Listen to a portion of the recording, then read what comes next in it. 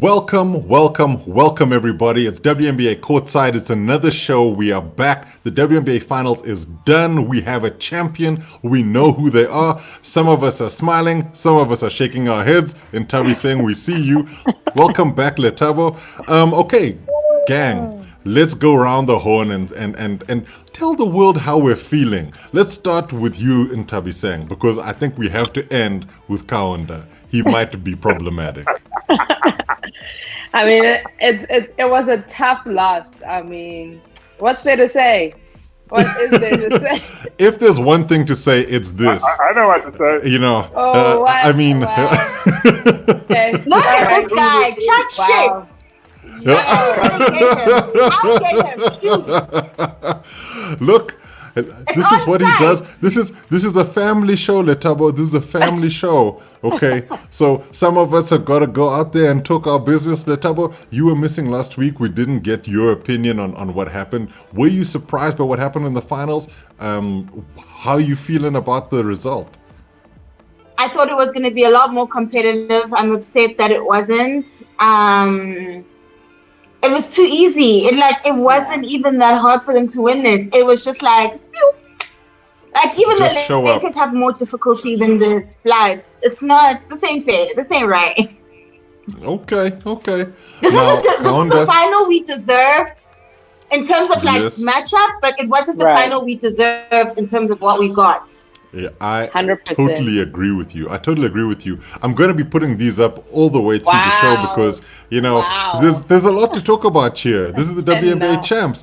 Jewel Lloyd putting out them guns. I mean, this is what we're talking about. Kaunda, I think I've set this up for you perfectly. Have at us. Yes. All right. Look, I think I told you last week that, what did I say? Chama saying that it's getting chilly in the U.S.? And It is actually. Let's say, Kaunda, let me tell you what happened. Because it went 3, right? So the Storm gave your aces some of that TLC. So they gave you T-balls, left eye, and chili. Wow, you're so extra. He is going for it. The jugular is not safe. Listen, Kaunda, you cannot come after me when you're sparks. He was half aces. He was half aces, and he was all sparks. So you know, right. As So Lee drinks tea. Until the finals started, I was half aces, half sparks.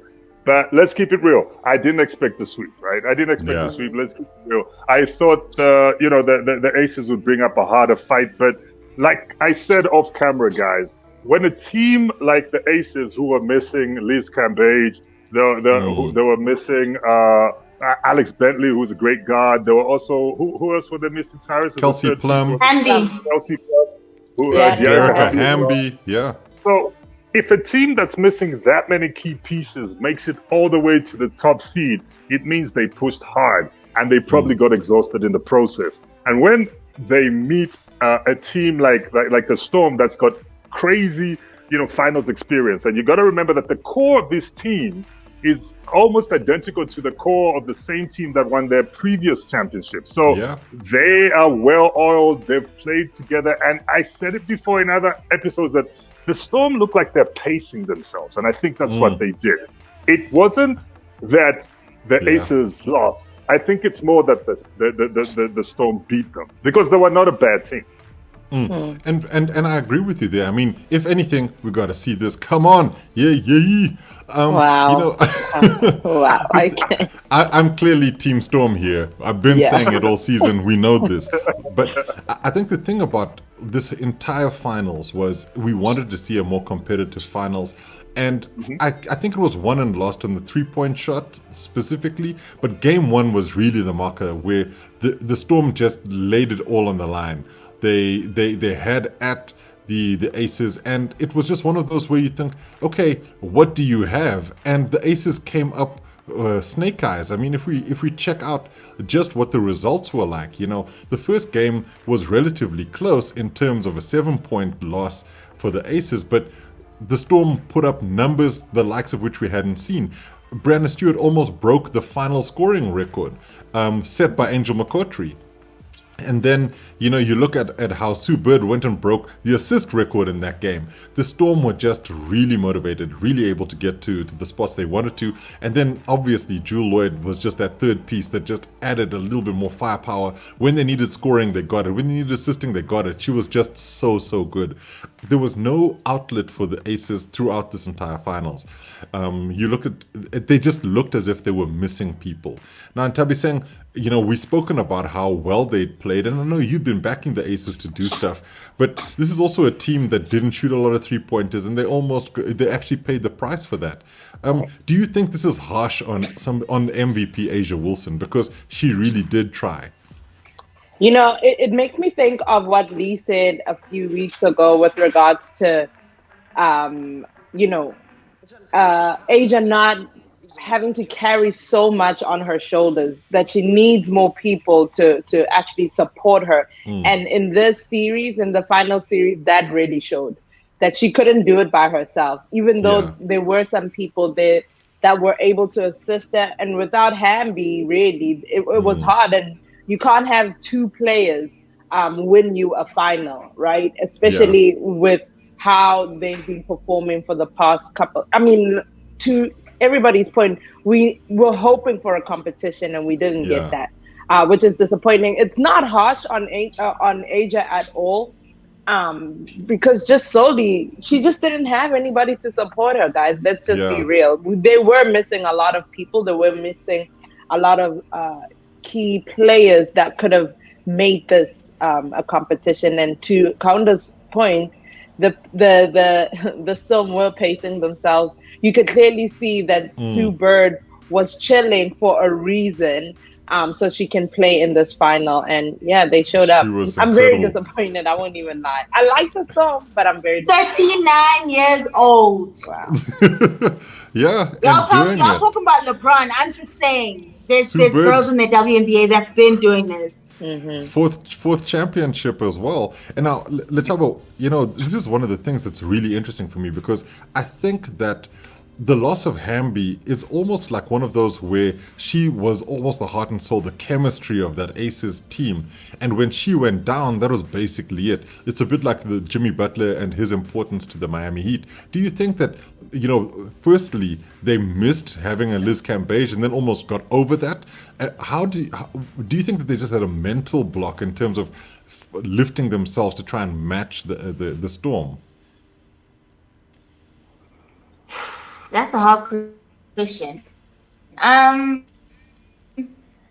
definitely do think they were missing Hamby. But injuries are part of the game. I mean, I don't know if I necessarily accept them as an excuse all the time, because it's just like, they are part of the game. It is what it is.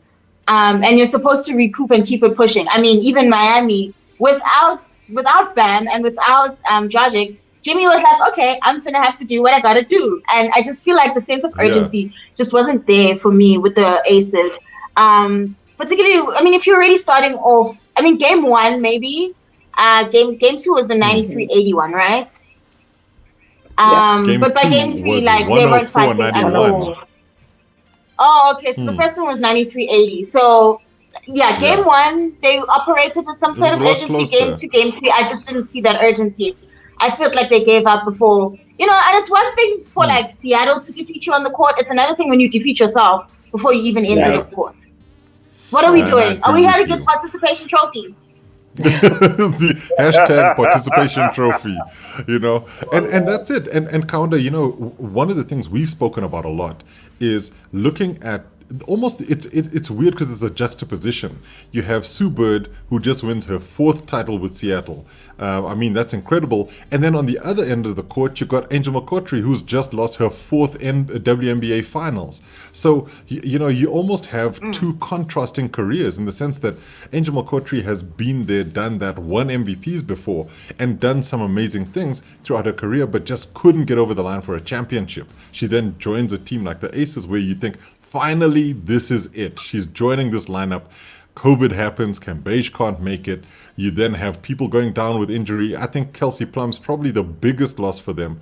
And Kayla McBride tried, but she just didn't have what it took. Sugar Rogers didn't necessarily deliver for them. They had to call out on the newly retired Carolyn Swords to say, come back, we need you. And she did very well.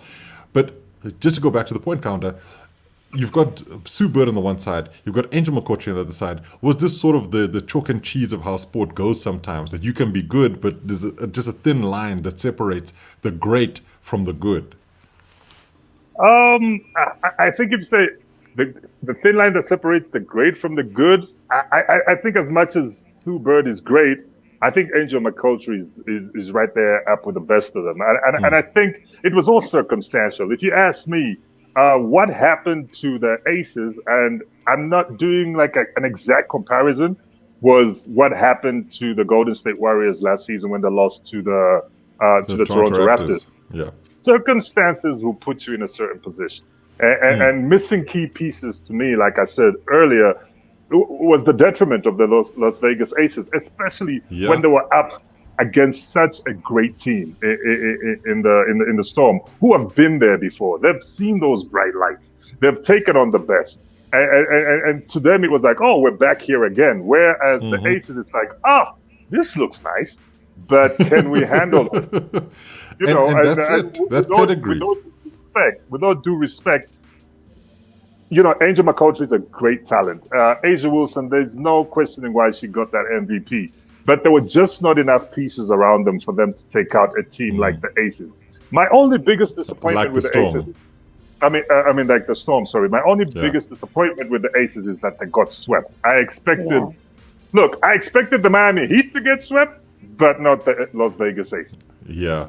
And I think that was it. They seemed a lot closer in terms of skill set, in terms of where they were. I mean, the Aces did finish the regular season as the number one seed, but as seeding has showed sometimes, especially in the bubble, if you're not playing on somebody else's court and you're just on neutral territory, then it's really about who's got the better game ballers. And frankly, there was one player who really stood head and shoulders above everybody else, and that's Breanna Stewart. I mean, as good as Sue Bird was in the assist record that she had in game one, Breanna Stewart dropped 37 points and then 15 rebounds in game one. She literally willed that team over the line. And yeah, Lethabo, that's exactly it. We should probably all be clapping hands. But I think this is also one of those where one of the narratives, and maybe I'll start with you, Lee. When you look at the narrative here, you had Asia versus Breanna as being one of the key things here. Do you think that in the Asia versus Breanna showdown, Breanna was head and shoulders above her, or do you think it was just that the other pieces helped? Yes. 37 Didn't points. Aja have a game where she only scored 19.6 of 20 shooting? I mean, yes, she did. You don't have That to. might have been game 2, game 3. Don't quote me. It was game 1 where she had 19 points, 6 rebounds. Game 2, Asia had 20 points, 7 rebounds. Point So she is, you didn't shouldn't really be get shooting going. 6 of 20. You shouldn't be shooting 6 of 20 in a game of series of 3. Can't afford to have an off night. Breanna didn't have an off night. That's all. Mic drop. Yeah. And what a mic drop that is. Nthabiseng, so let's go back to the Storm here, because did they not play with their coach MIA basically? I believe The he Storm wasn't. or yeah, the the Storm, Okay. because he wasn't in the bubble. He was actually almost coaching from home. And so you had this situation. I say almost. I need to just check on all the details. But you had the Storm here, looking more motivated, looking more focused. Is that the difference here? Like Kaunda alluded to it earlier, where the Storm were ready for this. They knew what it took to win a championship. The Aces were like, we made it. Not like they had to travel far in the bubble, but but was this the bright lights being too much? Yeah, I mean,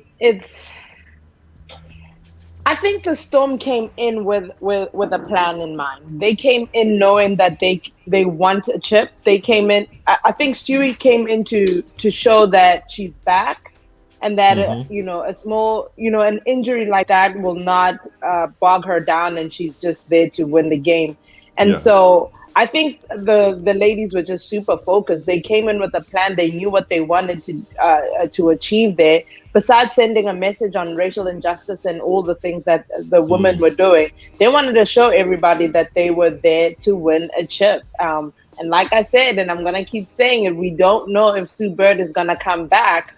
So what better way to come out of this with a championship under her belt and having that assist record. So whether the coach was there or not, they're an experienced team. They're a fighting team, and so they came out on top.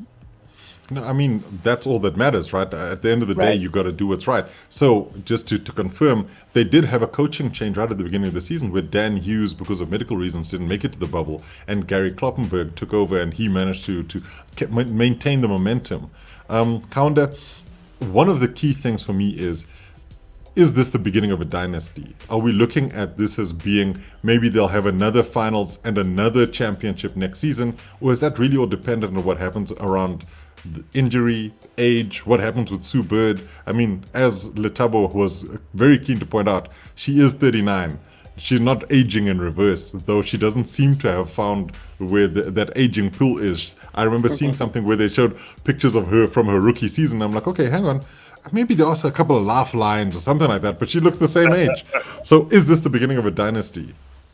First of all, Cyrus, I need to point out that Shannon Sharp is to LeBron what you are to Sue Bird. Let's just put that out there. Sue Bird James. I mean, sorry. Oh, no. No, I meant Breanna Stewart. My bad. but Stewie. LeBron, what you are to Stewie. But that being said, enough respect to that young lady. She actually coming back from an injury that put her out for a whole season. Same with Sue Bird coming off an injury where she had to sit out. They showed up and showed out. They really played their heart out. But obviously it was a team effort. And Cyrus, look. First of all, 39 or whatever. No, Sue did not confirm. I saw the interview transcripts. I watched the interview. She did not confirm departure. So she could be back for one more season. And I think if I look at the composition of that team, it's starting to remind me of the Golden State Warriors in their heyday, when they were like smoking anything in sight. And this could be maybe a shorter run, dynasty run. It could be a shorter spell, because if it hinges on Sue Bird being there, obviously she might pull a Vince Carter and baby be there until she's like 42 or something, which, I mean, look at player coach. But looking at the way she can still move, I wouldn't be surprised if she stuck around. I mean, she can still be there and be that vet that comes off the bench and is the heart and soul of the squad, right? So I wouldn't put it past Seattle and say they've just, this is the beginning of this is still going. A short dynasty run. Yeah, this is still going, because if I ask you now, Cyrus, which team in the WNBA right now, even rookies becoming sophomores and all that, can actually fairly and equally challenge the Seattle Storm? Well, it depends, because in a post-COVID environment where you've got Elena Delle Donne on a team, it's going to be hard for people to start looking past teams like Washington. And a lot of players have missed out this season because of the circumstances. So anything's possible. Cambage comes back to the Aces. They find some shooters.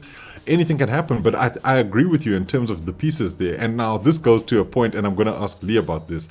I'm going to brag a little bit as well, because I've been following a lot of these ladies on Twitter, and one of the fun things for me has seen how the moms have been supporting their daughters. So I saw Breanna Stewart doing a little bit of a dance, and her video, Breanna Stewart's mom was doing a little bit of a dance, and her video was shared by Jewel Lloyd's mom, Gwendolyn Lloyd, who then started following yours truly on Twitter.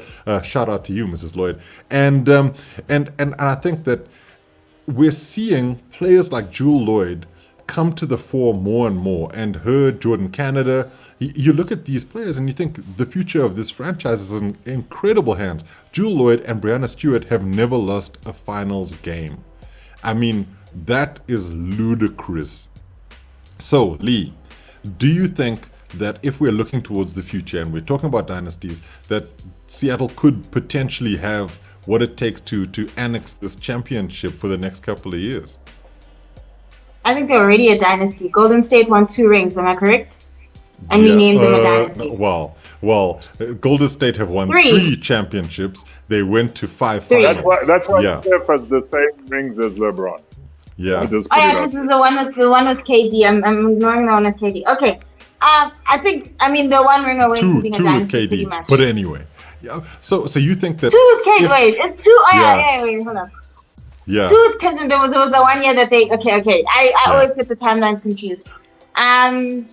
Point being, Golden State is 3 rings, right? And we called them a dynasty. Seattle, it's 2 rings now. 1 more. I already think they're a dynasty.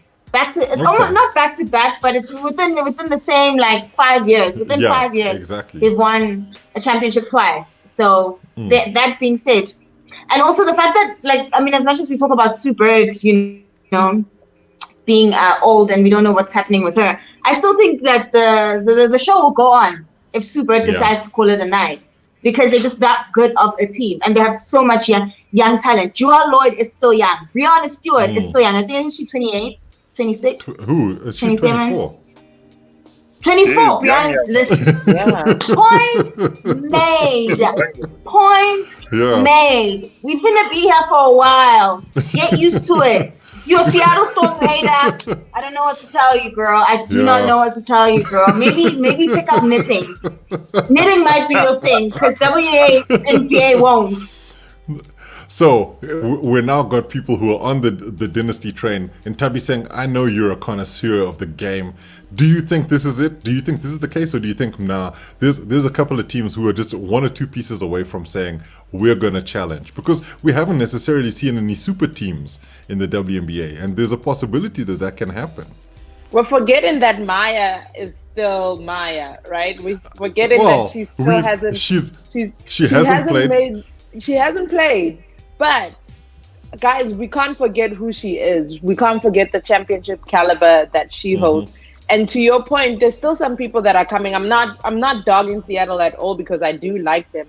I do think that they are a dynasty already, but I do think they will be challenged by other teams when everybody comes back to their original teams. Plum is healthy. Cambage's back. They're gonna compete. I think we'll see another Vegas-Seattle finals next year if all the pieces come back, if everybody comes back and does what they need to do.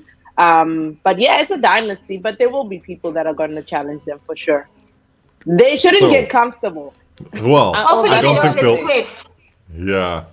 They don't get swept, drinks tea.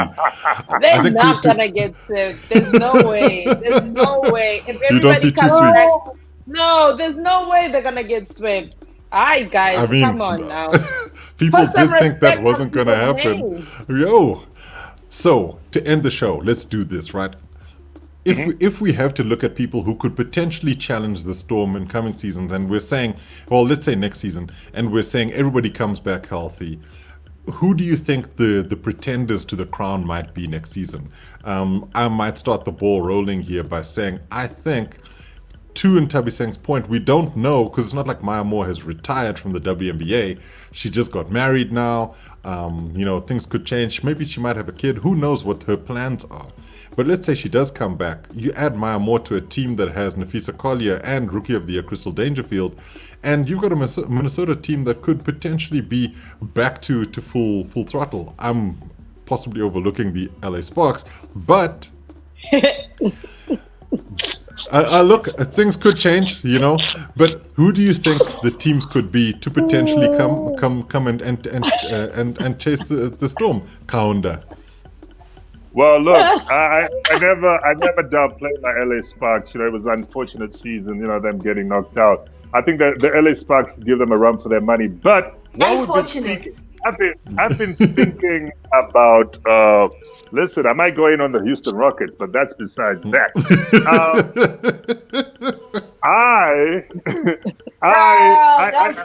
Don't cry. Kaunda wants to get beaten up. We do not promote violence on this show. Please, Kaunda. I wanted to say, listening to the conversation, right? The Las Vegas Aces are still looking impressive. When you mentioned all those pieces that could come back, I'm not putting the Vegas Aces out of contention here. Do you think they could run it back? They could run it back, and you know, I know I'm always like picking on Lee. Even the Washington Mystics are not out of it. You know, they're not out of it, and I know Lee has got a soft spot for the Washington Mystics. They're a great team, and I think, like you said, EDD coming back, and you know, other pieces. That's a whole different looking squad. So for me, besides you know the Los Angeles Sparks, who I love and support, but the Aces are not out of this. Okay, Lee. Do you think that it could be a Mystics? It wouldn't like Tolliver and like who's the other person would come back? Because remember, the whole Mystics team was a bunch of bench players. Yeah. And so now you've pretty much unlocked Maisha. Then you have Christy coming back. Then you have EDD. It's going to be a mess. It's going to be carnage. I say it again, Connecticut Sun. Y'all slept on my girls. And Alyssa Thomas told y'all, she showed y'all what the deal was. And she can show y'all again. And they'll be back with Jonquel Jones and a couple of other players as well. Like, it's gonna be a mess. It's gonna be a mess.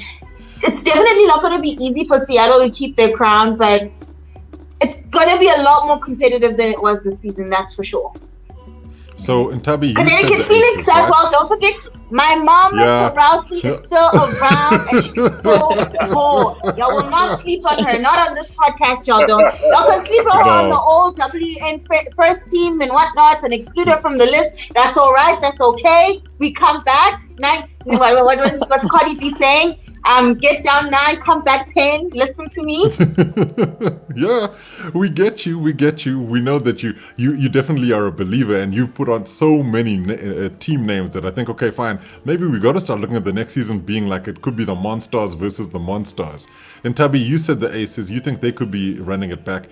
I think 100%. What we should do is say, we'll do a season recap on the next episode where we also look at the all WNBA first team and second team and have that conversation, because that's one that needs to be had, and and look back on some of the things that some of us got right, some of us got wrong, and then also to look at potential, you know, I mean, there's the draft that's going to happen, how things could be affected, players who entered the season and didn't necessarily do much, and see what happens from there. But thank you everybody so much. This has been another amazing episode of WNBA Courtside. From me, Cyrus Rogers, it is goodbye and enjoy your week where we have love for basketball all the time.